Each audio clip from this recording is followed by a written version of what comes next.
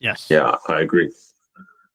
I agree. I do question the 9 to 12 age range a little bit. You Just think it should because, be younger? well, yes, I think part of the ball mastery is going to be that first touch. You want to be able to receive the ball with a number of surfaces of the foot by the time you get to kind of 8, 9.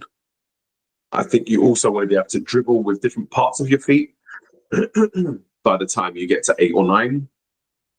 I think you want to be able to perform, a set number of basic skill moves by the time you get to 8 to 9 and on both feet. And so while that technical proficiency isn't going to be really high, because how can it be, because they're young, right? I then think the honing of that technique comes where we move the technique onto a skill. And I think because by the time the kids are turning kind of 9 in that U10 age group to kind of U13, this is that, we call it that golden period of learning. This is when they are most engaged. And there's some data, there's some research out there that shows that when we turn 12 and 13, we start to lose the ability to pick up new techniques as easily.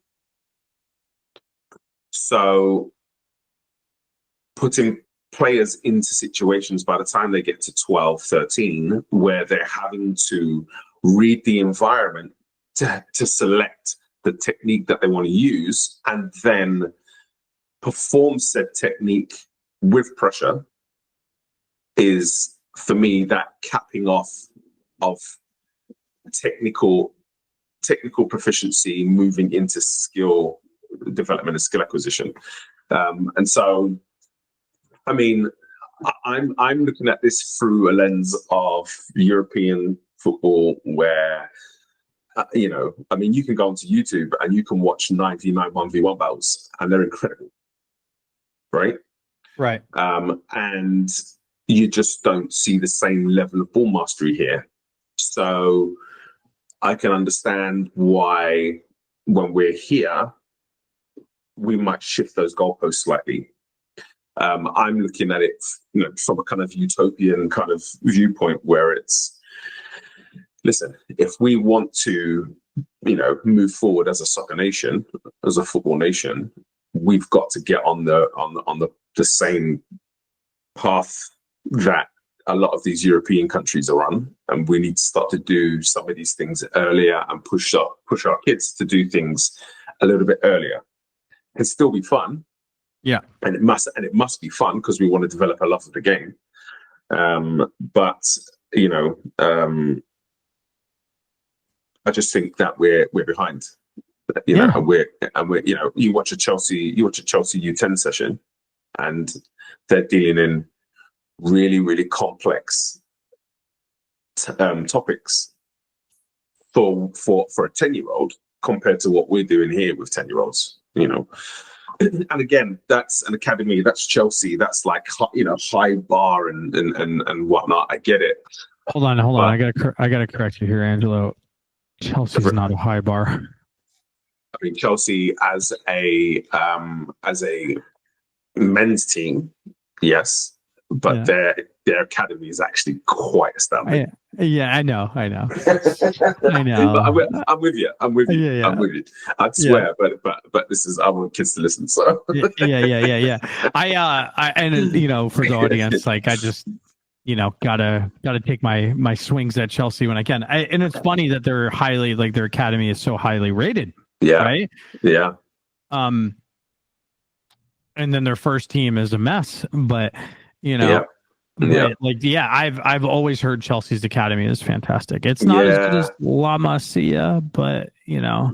No, so it's actually funny. When I was in Barcelona, the number one producer of professional players in world football is Espanyol. Yeah, you were telling me this. Yeah, because Barcelona take a lot of their players from Espanyol's academy. Yeah. Just at that time when they can sign at 16, there's a bit of a migration into La Masia, and then those players then go on, but not just La Masia. A lot of clubs pick players up from there. So, I was actually quite astounded by that. It's incredible, but I think Chelsea's probably up there. They didn't tell us what all of the top 3 to 5 were, but I'm sure Chelsea's up there because they've got a lot of pros who are out there playing. But anyway, I don't want to give Chelsea too much praise, so we can move on. So when you were, let's talk about when you were at visiting the academies. Mm-hmm. Like, what ages did you see, and what kind of training? Like, did you ever see unpressured training? Nope. So I saw unpressured individual training. Okay, yeah. But unpressured is not the right term. I saw unopposed. Unopposed. There you go. Individual technical training. That's probably the best way to word this topic. Unopposed technical training. And that was, there was still, you had to get through because the coach was driving the tempo. So he would be giving the instruction, come on, and move and calling this side, and then the player had to move and then fire the ball in, and then there was no respite between then and when the next ball was coming. So it kept that physical load high, it kept the cognitive load high. And that kind of added that pressure, and then there's also the pressure to hit a target. So it's one of the ones that I saw was them working with the 6 who would basically have to receive out of their back foot to open the field, and then hit a target. So it'd be a ball driven into him. You got to get your body into the right position. You got to get that first touch, and then drive it into a goal, and then you're immediately moving to your next kind of position for that next ball to come, and then they're plugging back into the game. I saw everything from U6 to U12, and it was all gameplay. The whole two fields. The whole 2 fields was gameplay, small-sided games. And so, I think what these pro academies do really well is when they develop their session, they are using that tactical periodization approach, which I'm actually writing a chapter on in my book at the moment. And that tactical periodization is basically using all elements of development in a session. So when you're planning your session, we're not isolating any one specific area of development. We're including everything. Physical, we want there to be cognitive load. We want there to be technical opportunities for technical improvement and excellence. There should be a tactical component. So we have to think about the game, because when I understand what strategy is, when I understand what the tactics for the game are, then that will help me in my technical selection. If the topic is switching play, I know I'm going to have to check to a position and to a space where I've got the room to open up, right? Or I know that I'm going to have to play a first-time pass and move for a quick bounce to give myself body orientation and open space where I can then go out the other side. So, there have to be all of these elements, but then you also need to have the social, and how am I communicating? How am I giving instruction to people? How am I working in relation to other people? And then there is going to be an emotional factor in, if things aren't working, do I get frustrated? Can I manage my emotions? Can I keep a cool head and find a new solution? Or do I get frustrated because this one thing I'm trying to do is not working? I think putting kids into small-sided gameplay allows us to touch on all of these elements and develop all of these elements within the one session. And that kind of tactical periodization approach, I think, and studies show, is the best way to improve things like technical performance under pressure, as well as cognitive stress under pressure. So you're developing those psychological skills, technical skills, your understanding of the game generally improves. And so I think for me, in that 9 to 12 age group, that's what I would want more kids doing. More kids playing in small-sided games where we can really start to build the player, the whole player, before they get to a certain point where some of these things are harder to learn. Yeah, that makes sense. And I just threw that age group out there on a whim. You know what I mean? Sure. Without a whole lot of forethought behind it, but for me, yeah, that makes perfect sense what you're saying. Yeah, here, like I said, the example, like I see coaches never do unopposed training, right? Yeah. And I just find that problematic, especially you start getting high quality players, right? Okay, good. You have high quality players. I guess it's less probably a little bit less important to have unopposed, with them. What age are we talking about right now? Even any okay. I could talk about my U17 girls, right? Mm-hmm. Where we do private trainings, and that's a lot of unopposed stuff, right? Right. But when you're doing a team training, you can get into opposed training pretty early on, because I feel like they're advanced enough that you can be like, hey, listen, you had a really loose ankle on that touch there, or you know what I mean? And they're like, okay, and they can fix it in the flow of things, right?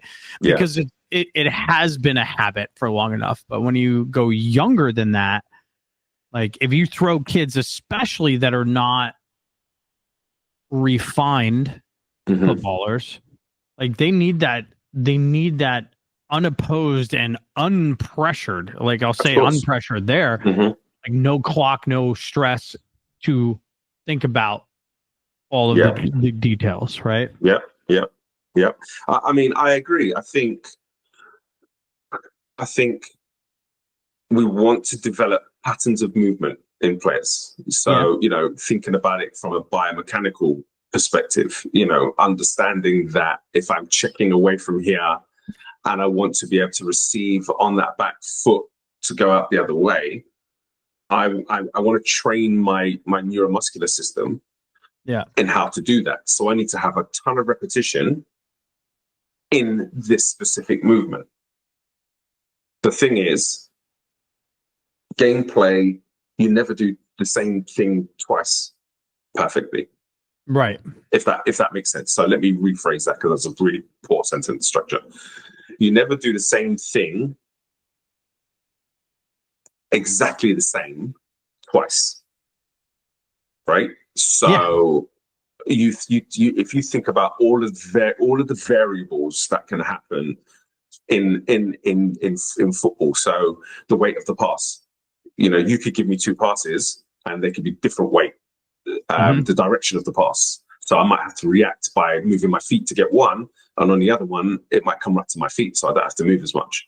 There could be a skip in a pass, so one pass could jump slightly and skip, and so it picks up some speed, whereas one could be right on the floor the whole time, and so it slows down before it gets to me. So all of these tiny changes I need as a player, if I'm going to be a successful player, I need to be able to recognize where these changes are occurring and adapt to them. And so adaptability is a key skill for any player that is going to take the game further.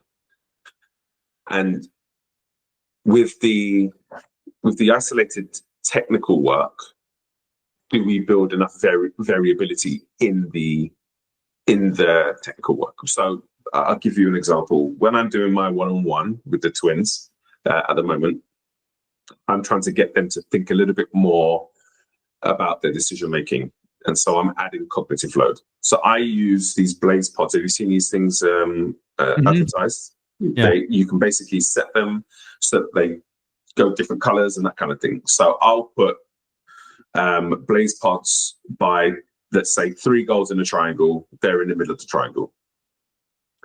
They are looking for a specific color light. So I'll say check, and they'll basically check off a dummy. Now their heads on the swivel. They're looking for which goal is going to have that color. And then they are having to adjust their body once they recognize where the ball's going, adjust their body to where the ball's come in, to be able to then execute towards that goal. And that might mean that I can take a touch and execute in the second touch. That might mean that I have to take a touch and take another to turn my body a little bit more, because by the time I recognize where I was going, I couldn't get my body into a cleaner position. That might mean that I use the inside of my foot to go across my body, but then it might also mean that I use my front foot to go across my body. Like, what I'm doing is I'm trying to keep the topic the same, which is going to be receiving and playing to a target, but I'm changing the constraints. So I'm changing the different things in terms of how the weight of the pass, where the pass is going, which foot you're going to have to use, all of these kinds of things. And I think that leads to players who can problem solve better when it comes to going into game. Yeah. If that makes sense. So no, it makes total sense. I don't use the BlazePods. I actually use I have a program on an iPad that I use that does color number, or just color, or just number, right? And it flicks it up so and you can correlate it. Mine's probably not it's not as advanced as the BlazePods, right? BlazePods. But I'll put out a yellow cone to match yellow, a blue cone to match blue, or red, you know. And then so when you check and you recognize that number, you have to take your touch in the direction of that colored cone. Right. Right. Yeah. Yeah. And I think as long as those elements are there, then the technical work isn't such a problem, because there is a cognitive load, as well as a technical load, and then there's the physical load. So at least you're touching on, a lot of the different areas of development, as opposed to it being some kind of isolated technical work where there's no decision making, where there's no need to collect information from your environment, where there's that kind of thing. And again, I'm not saying there's no place for that. I think at the very youngest ages, when you're individual ball the whole session, that's where we can start to really focus on how they interact with the ball. And then once we get to 6, 7, and 8, we're starting to share the ball a bit more, so we can start to talk about how we receive the ball. And it's not easy to teach concepts like half turn, receive back foot when a kid's 7 or 8. So these things, but what we want to be able to do is to be able to put our foot on top of the ball when the ball's running towards us. So we work on that timing. Can I use the inside of my foot to take that touch and cushion the ball? Can I use the outside of my foot to cushion the ball? So smaller things like that, smaller technical aspects. And then when we start to go into 9, 10, 11, is when I want to start to gain context to those techniques, so that you're now having to react to something that's happening in the game. And you want to have, a good standard of technical acumen to be able to then collect the information from the field and make your decision. I'm repeating myself, but I do think it's important, which is why I keep going on about it. Yeah. So yeah.